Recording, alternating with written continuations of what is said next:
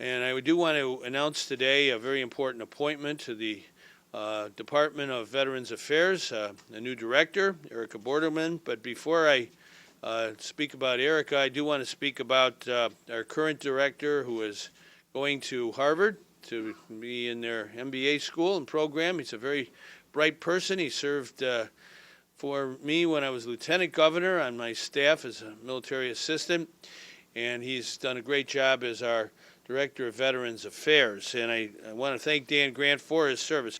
But I am appointing today Erica Borggren, who is the new Director of the Veterans Affairs Department of our state. I just want to read a little bit about Erica.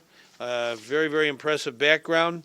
A native of Illinois, I think Crystal Lake, wasn't it, you grew up in? Yes, Erica went to West Point. She was valedictorian of her class. She served with distinction. She was an athlete at West Point as well as a member of the Corps. She has served as the Medical Service Corps officer for the United States Army for 8 years, I believe, in Korea, including being company commander. It's very, very important we take care of the health care needs of our Illinois veterans. We want to make sure they have good jobs, good education, and decent health care. And we have to understand that the signature injury of this war is post-traumatic stress disorder and traumatic brain injury. Sometimes the manifestations aren't always evident to the eye, and it's very, very important that we help our veterans and service members have the decent health care they deserve. It's our duty on the home front to take good care of those who have borne the battle, and that's exactly what Erica will do for our state, and I'm very, very proud to have her on board with us. I just want to say a few more things about her background. Her service in Korea. She was found by her battalion commander to be the best company commander that he had ever worked with.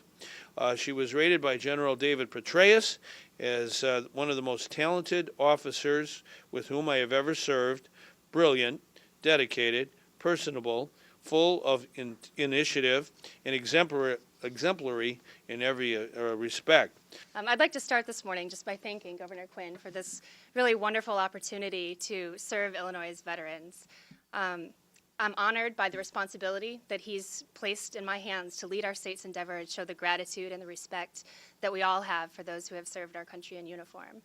As a daughter of Illinois and as a veteran myself, I can think of no more exciting or worthwhile endeavor than this one.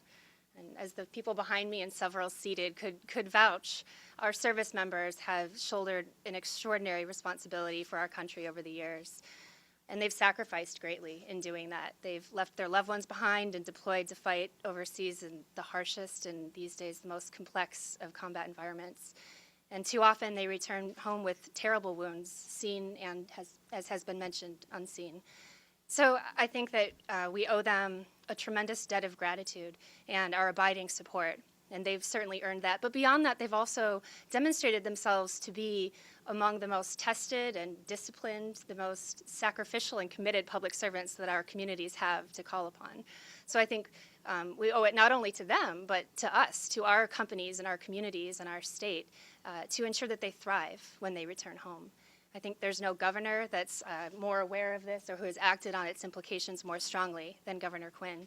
And under his leadership, under Dan Grant's and Tammy Duckworth's before that, Illinois really has been at the forefront of serving the veteran community. And so I'm excited to join the IDVA team and to work with and for our veterans in carrying forward the great momentum that we have on this issue.